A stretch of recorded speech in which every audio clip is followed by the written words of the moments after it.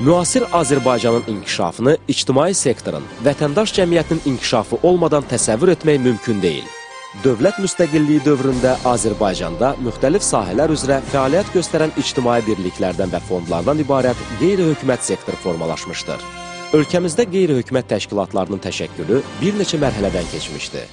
Ötən əsrin sonlarında qanlı müharibəyə sürüklənmiş Azərbaycanda ictimai fəaliyyət xaotik xarakter daşıyır. Əsasən, Ermənistandan və Dağlıq Qarabağ ətrafındakı döyüş bölgələrindən köçməyə məcbur olmuş, 100 minlərlə həmvətənlərimizə humanitar yardım göstərmək, onların sosial məişət qayğıları ilə məşğul olmaqla məhdudlaşırdı. Azərbaycanda vətəndaş cəmiyyəti quruculuğu prosesinin maraqlı tarixi var. Və ümumiyyətlə, qeyri-hökumət təşkilatlarının inkişafı 20 illik müstəqillik tariximizdə təxminən 3 mərhələdən keçmişdir. Birinci mərhələdə qeyri-hökumət təşkilatları vətəndaş təşəbbüslərini cəmiyyətdə ortaya qoyaraq hakimiyyət strukturları ilə və digər siyasi institutlarla, partiyalarla münasibətlərinin vahid strategiyasına malik deyildilər. Bəzən qeyri-hökumət təşkilatlarını siyasi partiya kimi təsəvvür edirdilər, qeyri-hökumət təşkilatları hakimiyyətə qarşı fəal siyasi mübarizəyə qoşulurdu. Vətəndaş təşəbbüsləri bəzən siyasi proseslərlə eyniləşdirilirdi və bu da müvafiq olaraq dövlətin əsas institutları, hakimiyyət, siyasi partiyalar və vətəndaş təşəbbüslərinin təmsilçisi kimi qeyri-hökumət təşkilatları institutları arasındakı münasibətləri pozurdu. 1995-ci ildən başlayaraq Azərbaycanda qeyri-hökumət təşkilatları ilə hakimiyyət arasındakı münasibətlərin vahid sisteminin formalaşdırılması işinə başlanıldı. 1995-ci ildə Azərbaycan Respublikasının yeni konstitusiyasının qəbul edilməsindən sonra ölkədə QHT fəaliyyəti ilə bağlı ictimai fəallıq hiss edilməyə başladı. 1997-ci ildə ümummilli lider Heydər Əliyevin təşəbbüsü ilə Azərbaycan hökumətinin BMT inkişaf proqramı ilə imzaladığı müqaviləyə əsasən Azərbaycanda vətəndaş cəmiyyətinin gücləndirilməsi layihəsi həyata keçirildi və yaradılmış Bakı QHT Resurs və Təlim Mərkəzi vasitəsilə yerli QHT-lərin inkişafına dəstək verildi. 1999-cu ildə Milli Qeyri-Hökumət Təşkilatları Forumunun, eləcə də ölkənin 5 region mərkəzində yerli QHT Resurs və Təlim Mərkəzlərinin yaranması ilə ölkənin ictimai sektorunda vahid güc mərkəzi formalaşmağa başladı. Qrant haqqında, ictimai birliklər və fondlar haqqında qanunların qəbul edilməsi ilə QHT qanunvericilik bazasının əsasları hüquqi baxımdan möhkəmləndirildi. Ölkədə 2007-ci ilə qədər davam edən QHT hökumət dialoqu nəhayət öz bəhrəsini verdi. Vətəndaş cəmiyyətinin möhkəmləndirilməsi naminə QHT-lərin inkişafına dövlət dəstəyini nəzərdə tutan çox mühüm bir addım atıldı. Azərbaycan Respublikasının prezidenti cənab İlham Əliyevin 27 iyul 2007-ci il tarixli sərəncamı ilə Azərbaycan Respublikasının qeyri-hökumət təşkilatlarına dövlət dəstəyi konsepsiyası qəbul edildi. Daha sonra isə bu dövlət sənədi müddəalarının reallaşdırılması üçün Azərbaycan Respublikasının prezidenti yanında qeyri-hökumət təşkilatlarına dövlət dəstəyi şurası yaradıldı. Şuranın yaradılması çox gözəl bir təşəbbüs idi və sizə deyim ki, bu təşəbbüs nəticəsində QHT və hökumət arasındakı münasibətlər sözün əsl mənasında yeni bir keyfiyyət mərhələsinə qədəm qoydu. Qeyri-hökumət təşkilatlarına dövlət dəstəyinin məqsədi cəmiyyətdə yeni münasibətlər modelinin formalaşdırılmasına və vətəndaş təşəbbüskarlığının artırılmasına yardım etmək, milli maraqların qorunması, eləcə də dövlət və cəmiyyətin inkişafı üçün əhəmiyyət kəsb edən proqram və layihələrin yerinə yetirilməsinə ictimai qurumların imkanlarını səfərbər etməkdir. Əsasnaməsinə uyğun olaraq artıq 5 ildir ki, Şura qeyri-hökumət təşkilatlarına məlumat, konsultativ, metodiki, təşkilati texniki və maliyyə dəstəyi göstərir. Bu 5 il ərzində Şura tərəfindən davamlı nəşr edilən aylıq Rəngli Vətəndaş Cəmiyyəti jurnalı, hər gün yenilənən 3w.qhtxəbər.az informasiya portalı və 3w.cssn.gov.az saytı, eləcə də bir sıra mütəmadi nəşrlər ölkənin QHT gündəminin ümumi mənzərəsini tam əks etdirir. Şuranın təşkilatçılığı ilə həyata keçirilən təlimlərdə Azərbaycan QHT-ləri müasir ictimai fəaliyyətin incəliklərini, layihə yazılışı və layihə idarə edilməsi, hesabatlılıq və fəaliyyət şəffaflığı kimi məsələləri daha dərindən öyrənib mənimsəyirlər. QHT layihələrinin dövlət büdcəsindən maliyyələşdirilməsi vaxtilə bəzilərinin iddia etdiyi kimi QHT-ləri dövlətdən asılı vəziyyətə salmadı.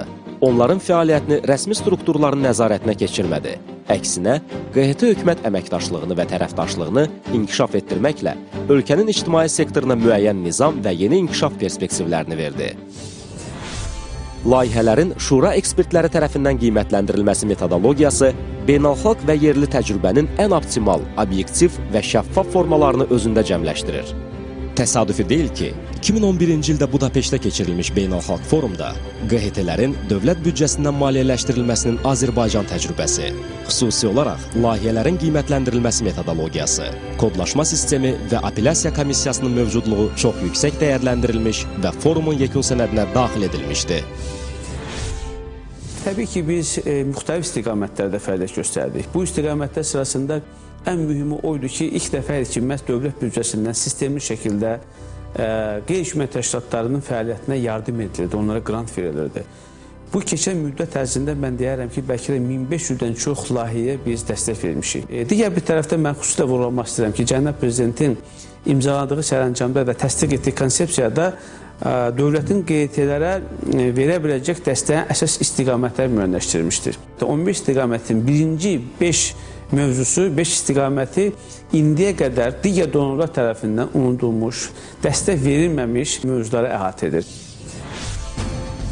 Şura, beynəlxalq donorların heç vaxt maliyyələşdirmədiyi Ermənistan-Azərbaycan Dağlıq Qarabağ münaqişəsi ilə bağlı Azərbaycanın ədalətli mövqeyinin xarici ölkələrdə və beynəlxalq təşkilatlarda təbliğ edilməsi mövzusunda 105, qadın, uşaq və gənclərin inkişafı, ailə institutunun möhkəmlənməsi ilə bağlı 89, qaçqın və məcburi köçkünlərin, əlil, veteran və şəhid ailələrinin problemlərin həlli ilə bağlı 91, elm və təhsilin inkişafı ilə bağlı 121, sosial problemlərlə bağlı 194 və digər mövzularda çoxsaylı layihələr maliyyələşdirmişdir. Azərbaycanlıların soyqırımı və Qarabağ mövzusunda maliyyələşdirilmiş layihələr çərçivəsində 16 film, 8 elektron resurs yaradılmış, 30 kitab nəşr edilmişdir. Ölkədə QHT-lərin real mənzərəsini elmi nəzərə təhlil edən mühüm sənəd Azərbaycan Respublikasında QHT-lərin vəziyyəti haqqında milli hesabat 2010-cu ildə Şura tərəfindən hazırlanaraq hökumətə təqdim edildi. Hesabat QHT fəaliyyətinə aid bütün sahələr üzrə samballı məlumat bazası kimi qiymətli oldu. QHT-lərin yerli ictimai, sosial, mədəni problemlərinin həllinə yanaşma texnologiyasının beynəlxalq standartlara uyğunlaşdırılmasına Şura nəzəri və praktik təcrübə baxımından təsir etməyə çalışır. 2011-ci ildə Şura ekspertləri tərəfindən hazırlanmış QHT məsuliyyət xartiyası QHT-lər tərəfindən müzakirə edilərək imzalandı. QHT fəaliyyətinin beynəlxalq standartlara uyğunlaşdırılması haqda Şura ekspertləri tərəfindən hazırlanmış keyfiyyət standartları və sertifikatlaşdırma modeli norma sənədini QHT ictimaiyyəti geniş müzakirə edərək bəyəndi. Şura, QHT layihələrinin maliyyələşdirilməsinə əlavə vəsaitlərin cəlb edilməsi məqsədi ilə bir neçə beynəlxalq təşkilatla müştərək layihə maliyyələşdirilməsini həyata keçirib. Dünya Bankı, BMT İnkişaf Proqramı, Açıq Cəmiyyət İnstitutu Yardım Fondu, Counterpart International, Qaradağ Sement Açıq Səhmdar Cəmiyyəti ilə QHT layihələri maliyyələşdirilmişdi. QHT layihələrinə özəl sektor və yerli biznesin dəstəyinin təmin edilməsi məqsədi ilə Şura tərəfindən korporativ sosial məsuliyyət norma sənədi hazırlanmış və özəl sektor təmsilçiləri ilə danışıqlar aparılmışdı. QHT-lərin beynəlxalq əlaqələrinin genişləndirilməsi, eləcə də beynəlxalq təşkilat və ictimai qurumlarla Şura arasında yaranan əməkdaşlıq əlaqələri bu sahədə inteqrasiyanın artmasına və təcrübə mübadiləsinə yardım edir. QHT fəaliyyətinin tənzimlənməsi və QHT-lərin dövlət büdcəsindən maliyyələşdirilməsi təcrübəsini bölüşmək üçün Şura üzvlərindən ibarət nümayəndə heyətləri müxtəlif illərdə Macaristana, Amerika Birləşmiş Ştatlarına, Xorvatiya, Çekiya, Rusiya və Türkiyəyə səfər etmişlər. QHT-lərə maliyyə vəsaitinin ayrılması modeli müxtəlif ölkələrdə fərqli olsa da, bütövlükdə Azərbaycanda Avropa modelinin davamlı tətbiqi faydalı sayılmışdı. QHT-lərin dövlət büdcəsindən maliyyələşdirilməsinin elmi nəzəri, cari və perspektiv məsələlərinə həsr olunmuş beynəlxalq konferansın 25 noyabr 2010-cu ildə Bakıda keçirilməsi həm Azərbaycan dövlətinin artan nüfuzunun, həm də Şuraya beynəlxalq inam və etibarın təzahürü kimi qiymətləndirildi. Şuranın təşkilatçılığı ilə keçən bu konferansda 20-dən artıq Avropa ölkəsinin təmsilçiləri QHT-lərin dövlət büdcəsindən maliyyələşdirilməsi ilə bağlı öz fikir və mülahizələrini bölüşdülər. Konferansda nəticə olaraq Bakı bəyannaməsi qəbul edildi. Azərbaycanın iqtisadi, siyasi və mədəni sahələrdə əldə etdiyi böyük nailiyyətlərin beynəlxalq aləmdə daha bir təsdiqi olaraq 27 noyabr 2012-ci ildə Azərbaycan Respublikasının prezidenti yanında qeyri-hökumət təşkilatlarına Dövlət Dəstəyi Şurasının təşkilatçılığı ilə Bakıda Qaradəniz İqtisadi Əməkdaşlıq Təşkilatı ölkələri qeyri-hökumət təşkilatlarının birinci forumu keçirildi.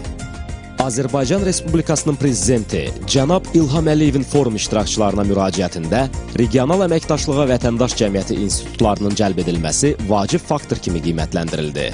Forumda Qaradəniz İqtisadi Əməkdaşlıq Təşkilatı ölkələri qeyri-hökumət təşkilatlarının əməkdaşlığının əlaqələndirilməsi üçün müvafiq qurumun yaradılmasının əhəmiyyəti və vacibliyi Albaniya, Azərbaycan, Bolqarıstan, Gürcüstan, Moldova, Rumıniya, Rusiya, Serbiya, Türkiyə, Ukrayna, Yunanistanın nüfuzlu QHT-lərinin rəhbərləri, Azərbaycanda fəaliyyət göstərən beynəlxalq təşkilatların və diplomatik korpusun təmsilçiləri, yerli hökumət rəsmiləri və QHT nümayəndələri tərəfindən vurğulandı. Şura sədri Azay Quliyev yekdilliklə qurumun sədri seçildi. Forumda qəbul olunan Bakı bəyannaməsi əməkdaşlığın real perspektivlərini özündə əks etdirdi. Beynəlxalq əməkdaşlığın mühüm mərhələlərindən biri də 12 mart 2013-cü il tarixində Bakıda Şura ilə Rusiya Federasiyasının İctimai Palatası arasında birgə fəaliyyət və əməkdaşlıq haqqında memorandumun imzalanması oldu. Memorandum beynəlxalq arenada hər iki ölkənin vətəndaş cəmiyyəti institutlarının iki tərəfli və çox tərəfli əsaslarla qurulmuş əməkdaşlığının və birgə fəaliyyətinin dərinləşdirilməsini, Azərbaycan, Rusiya və Türkiyə QHT-ləri arasında əməkdaşlıq əlaqələrinin yaradılması və inkişafı məsələlərini özündə əks etdirir. Həmin tarixdə Azərbaycan, Rusiya, Türkiyə vətəndaş cəmiyyəti institutlarının əməkdaşlığı üzrə üç tərəfli formatda müzakirələr də keçirildi. Ölkədə QHT fəaliyyətinin hər tərəfli genişlənməsi mövcud idarəçilik baxımından yeni norma və yanaşmaların həyata keçirilməsini zəruri edir. İndi ölkə həyatının elə bir sahəsi yoxdur ki, orada QHT-lərin fəaliyyəti özünü göstərməsin. Fəaliyyətin genişlənməsi özlüyündə müvafiq qanunvericilik bazasının zənginləşdirilməsini tələb edir. 2009-cu ildə könüllülük fəaliyyəti haqqında qanunun qəbul edilməsi, daha sonra 2012-ci ildə Şura ekspertlərinin hazırladığı ictimai iştirakçılıq haqqında və sosial sifariş haqqında qanun layihələrinin Milli Məclisin gündəliyinə təqdim edilməsi, eləcə də Şuranın təşəbbüsü ilə peşə birlikləri haqqında qanunun və korporativ sosial məsuliyyət haqqında norma sənədinin hazırlanması bu sahədə atılmış vacib addımlardır. Zaman dəyişir, ölkəmiz inkişaf edir, yeni tələblər ortaya çıxır, mövcud tələblərə və çağırışlara cavab vermək üçün Şura daimi təşəbbüslədir və daimi təkliflərdən çıxış edir. Və son bizim təşəbbüsümüzlə hazırlanan qeyri-hökumət təşkilatlarının inkişafı ilə bağlı milli fəaliyyət proqramını mən ayrıca qeyd etmək istərdim. Qeyri-hökumət təşkilatlarının inkişafı ilə bağlı milli fəaliyyət proqramı 2013-2018-ci illə əhatə edir və bu 5 il ərzində demək olar ki, indiyə qədər qeyri-hökumət təşkilatları tərəfindən səslənilən bütün təkliflər, bütün necə deyərlər, maraqlı məqamlar məhz həmin o proqram layihəsində öz əksini tapmışdır. QHT fəaliyyətində şəffaflığın təmin edilməsi və QHT-lərin milli mühasibat uçotu standartlarına uyğun şəkildə hesabatların hazırlanması və mühasibat uçotunun aparılması daim Şuranın diqqət yetirdiyi məsələlərdən biridir. Ölkədə elektron hökumətə keçidin tələblərinə uyğun olaraq 2013-cü ildən etibarən Şura həm QHT layihələrini, həm də fəaliyyət üzrə hesabatların elektron formada qəbulunu həyata keçirməkdədir.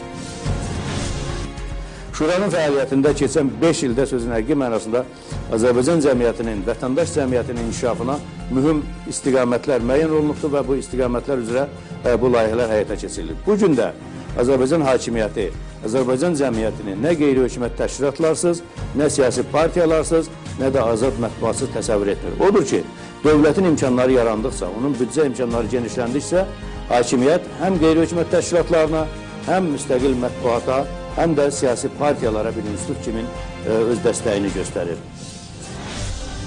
Azərbaycanda vətəndaş cəmiyyəti sürətlə inkişaf edir. Bu yol bütün Avropanın keçdiyi uzun və çətin təkamül yoludur. Vətəndaş cəmiyyətinin yaradılması və möhkəmlənməsi, demokratikləşmə prosesinin möhkəmlənməsi, hüquqi dövlətin qurulması sadəcə olaraq bir şüar deyil, yaxud da ki, bir niyyət deyil. Azərbaycanın hər tərəfli inkişafı üçün başlıca şərtdir. Azərbaycan dövləti QHT-lərin simasında öz tərəfdaşlarına inanır və güvənir. QHT-lər də müstəqil Azərbaycan dövlətinin dəstəyinə arxalanaraq öz ictimai missiyalarını uğurla yerinə yetirməkdə davam edirlər.